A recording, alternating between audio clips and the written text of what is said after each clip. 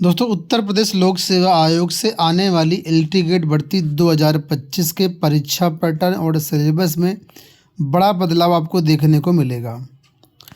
आप लोग जानते होंगे, इससे पहले जो एलटी की भर्ती 2018 में हुई थी, उसमें सिर्फ एक ही रिटर्न एग्ज़ाम करवाया गया था।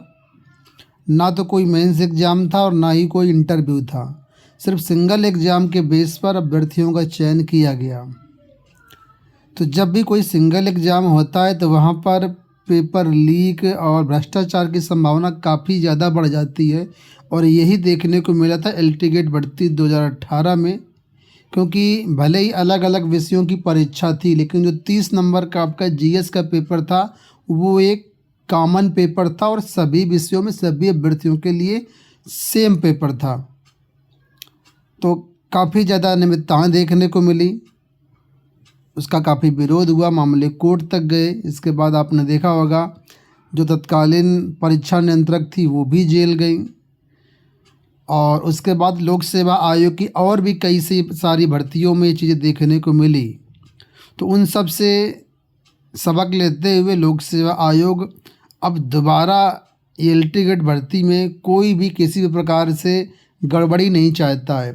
और यही कारण कि लोक सेवा आयोग से जो भी भर्तियां आ रही हैं उन सब में जो सिंगल एग्ज़ाम था उसको डबल एग्ज़ाम में कन्वर्ट किया जा रहा है, यानी कि प्री और मेंस लागू किया जा रहा है। तो एलटी भर्ती में भी प्री और मेंस आपका लागू होगा। प्री और मेंस के आधार पर ही यहाँ पर आपका चयन होना है। तो जाहिर सी बात है, जब दो एग्ज़ाम आपके लग गए तो कंपटीशन तो बढ़ ही जाएगा। ठीक है, नौकरी पाना थोड़ा सा मुश्किल भी हो जाएगा। जिसकी बहुत एवरेज तैयारी है उसके लिए तो बड़ा मुश्किल हो जाएगा। ठीक है, क्योंकि वैकेंसी काफ़ी कम रहती हैं और अभ्यर्थी बहुत ज़्यादा होते हैं। और ख़ास तौर पर उत्तर प्रदेश में तो आप देखें 2018 के बाद से एलटी भर्ती नहीं आई है। और टीजीटी पीजीटी भर्ती भी 2021 की कंप्लीट हुई थी। 2022 में विज्ञापन आया, लेकिन आज तक परीक्षा नहीं हो पाई।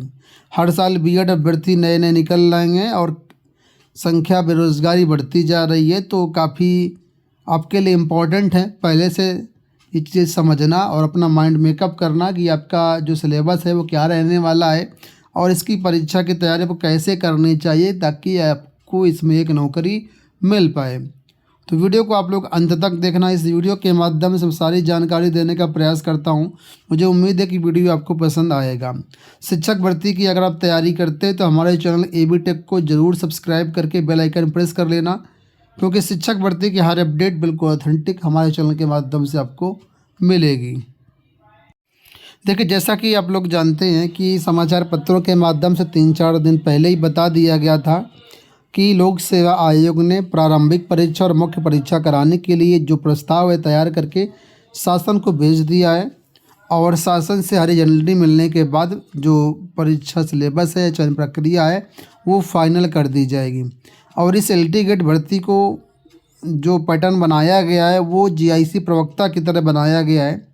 लगभग सेम टू सेम उसी तरीके से रहेगा। थोड़ा बहुत सिलेबस के डिफ़िकल्टी लेवल में आपको बदलाव देखने को मिलेगा। इसमें डिफ़िकल्टी लेवल जीआईसी प्रवक्ता की अपेक्षा कम रहेगा। साथ में क्वेश्चन भी कम ज़्यादा किए जा सकते हैं। हालांकि अप्रूवल मिलने के बाद ही सारी चीज़ें क्लियर होंगी, लेकिन एक मोटा मोटा आपको समझ होनी चाहिए कि पेपर में आपका आने क्या वाला है। तो देखिए, परीक्षा पैटर्न में जो आपका प्रारंभिक परीक्षा रहेगी उसमें कुछ इस तरीके से आपका पेपर होगा। प्रारंभिक परीक्षा में आपके सामान्य अध्ययन यानी जीएस के क्वेश्चन पूछे जाएंगे। ठीक है, ज़्यादातर संभावना यही रहेगी, जीएस का प्रश्न पत्र रहेगा। और थोड़ा बहुत यहाँ पर आपके सब्जेक्ट से रिलेटेड भी क्वेश्चन यहाँ पर हो सकते हैं, लेकिन संभावना यही है कि ज़्यादातर आपका जो है जीएस का रहेगा। थोड़ा बहुत क्वेश्चन पूछे जाएंगे। वो तो जाहिर सी बात है कि प्री है तो कॉमन पेपर आएगा, लेकिन दोनों रहेगा, जीएस भी रहेगा, आपका पेपर भी रहेगा, आपका सब्जेक्ट भी रहेगा। तो इसमें देखिए, जो वैकल्पिक विषय होगा, ठीक है, उसके यहाँ पर ज़्यादा क्वेश्चन रहेंगे, जीएस के आपके कम क्वेश्चन रहेंगे।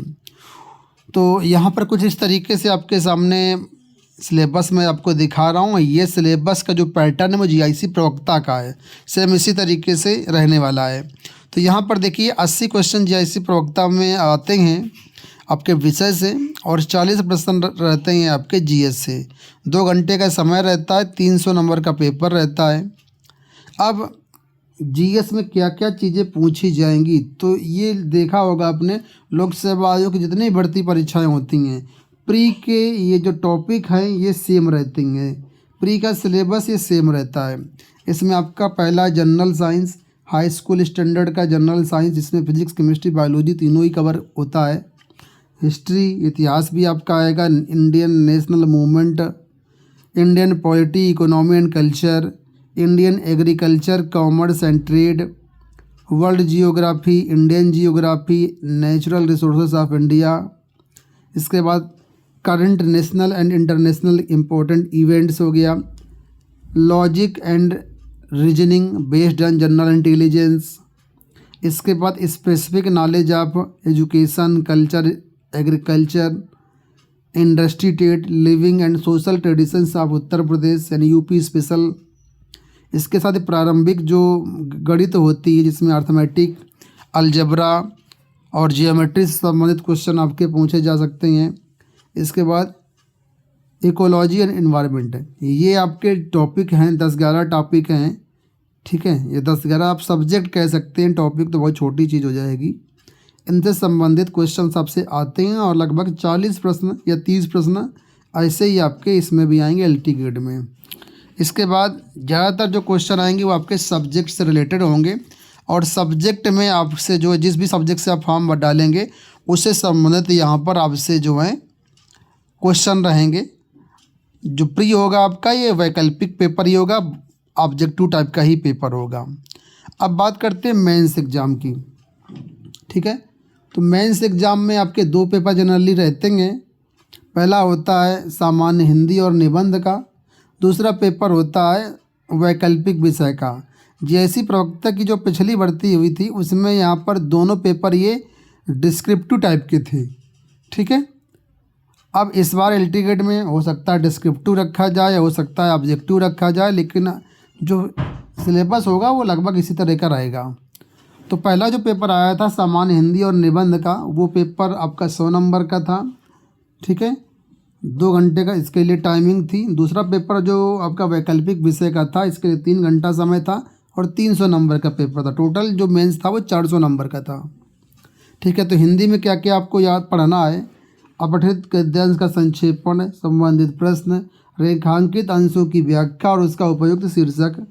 दूसरा अनेकार्थी शब्द, विलोम शब्द, पर्यायवाची शब्द, तत्सम एवं तद्भव, क्षेत्रीय विदेशी शब्द, वर्तनी, अर्थबोध, शब्द रूप, संधि, समास, क्रियाएं, हिंदी वर्णमाला, विराम चिन्ह, शब्द रचना, वाक्य रचना, अर्थ, मुहावरे, लोकोक्तियाँ, उत्तर प्रदेश की मुख्य बोलियाँ, हिंदी भाषा के प्रयोग होने वाले अशुद्धियाँ। तो ये आपका हिंदी में आएगा, सामान्य हिंदी में। इसी तरीके से निबंध का यहाँ पर पेपर होता है। निबंध में 1000 शब्द का आपको निबंध लिखना होता है, कोई एक निबंध। ये 50 नंबर का था पिछली बार। ठीक है, निबंध में कुछ आपको टॉपिक दिए गए हैं, 6 टॉपिक दिए गए हैं। संस्कृत साहित्य, राष्ट्रीय विकास योजनाएं क्रियान्वयन, राष्ट्रीय अंतर्राष्ट्रीय समसामयिक सामाजिक समस्याएं निदान, विज्ञान तथा पर्यावरण, प्राकृतिक आपदाएं एवं उनके निवारण, कृषि, उद्योग, व्यापार। इसमें से ये टॉपिक दिए गए। इन टॉपिक से संबंधित कोई एक क्वेश्चन आएगा निबंध का, जिसको आपको जो है परीक्षा में लिखना होता है। ठीक है, इसके बाद यहाँ पर देखिए जो वैकल्पिक पेपर होता है, वैकल्पिक पेपर में यहाँ पर आपका जो है आपके सब्जेक्ट से रिलेटेड यहाँ पर प्रश्न रहेंगे, जिसमें 3 प्रकार के प्रश्न आते हैं। कुल प्रश्नों की संख्या 20 होती है। जो पहले टाइप के प्रश्न होते हैं खंड आ में, वो आपके सामान्य लघुत्तरीय प्रश्न रहते हैं। 5 प्रश्न रहते हैं। 250 शब्द के अंदर आपको उत्तर लिखना होता है। एक प्रश्न जो है आपका 25 नंबर का रहता है, तो 75 नंबर आपका खंड आ में हो गया। इसी प्रकार खंड बा में लघुत्तरीय प्रश्न आएंगे, जिनकी शब्द सीमा 150 शब्द होगी। एक क्वेश्चन 15 नंबर का रहता है और इसके भी 5 प्रश्न रहते हैं। तीसरा आपका होता है अति लघुत्तरीय प्रश्न। ठीक है, इसकी उत्तर शब्द सीमा 50 शब्द रहती है। एक क्वेश्चन 10 नंबर का रहता है। ठीक है, तो ये 3 प्रकार के प्रश्न यहाँ पर आपकी परीक्षा में आते हैं। ठीक है, अब इसका हर सब्जेक्ट का डिटेल्ड सिलेबस होता है कि आपको क्या क्या टॉपिक पढ़ना है सब्जेक्ट वाइज। हिंदी का अलग, अंग्रेजी का अलग, संस्कृत का अलग, फिजिक्स का अलग, केमिस्ट्री का अलग, मैथ का अलग, यानी हर सब्जेक्ट का अलग अलग सिलेबस रहता है। तो वो आपको यहाँ पर लोक सेवा आयोग की वेबसाइट पर मिल जाएगा। तो इन जनरल मैं आपको इतना कहूँगा कि आप लोग अच्छे से तैयारी करिए, डेप्थ तैयारी करिए, ठीक है। जब तक आपका सिलेबस कवर नहीं होगा तब तक आप मॉक टेस्ट लगाने का कोई मतलब नहीं आता। पहले तो आप जी जान से जो आपका सिलेबस है, ठीक है, जीएस का सिलेबस आपके सामने है, इसका स्क्रीनशॉट ले लीजिए, ठीक है, और इसको कवर करिए जीएस का सिलेबस। इसके बाद आपके सब्जेक्ट से रिलेटेड जो टॉपिक हैं उनको पढ़िए, अच्छे से इन डेप्थ पढ़िए। अगर आप ऊपर ऊपर पढ़ेंगे या तो लघुत्तरीय प्रश्न पढ़ रहे हैं या मल्टीपल चॉइस क्वेश्चन पढ़ करके सोच रहे हैं कि हम एग्ज़ाम निकाल लेंगे, तो बड़ा मुश्किल है। आपको डेप्थ पढ़ना पड़ेगा। 11वीं 12वीं की बुक्स ले लीजिए, एनसीईआरटी ले लीजिए या यूपी बोर्ड की बुक्स ले लीजिए, उनको इन डेप्थ पढ़िए। जब सिलेबस आपका कवर हो जाए तो ज़्यादा से ज़्यादा स्पीड टेस्ट दीजिए, मॉक टेस्ट दीजिए, प्रीवियस ईयर पेपर हल करिए। तो आपको कड़ी मेहनत करनी पड़ेगी, तभी यहाँ पर आपका सिलेक्शन होगा, ठीक है। तो लग जाइए, 2025 में वैकेंसी आना निश्चित है। अगर आप अच्छे से तैयारी करेंगे तो आपकी नौकरी पक्की है। आने वाले समय में जैसे ही सरकार से अप्रूवल मिलता है सिलेबस का, ठीक है, या लोक सेवा आयोग कुछ भी अपडेट देता है तो चैनल के माध्यम से हम आपको समय समय पर सारी अपडेट दे देंगे।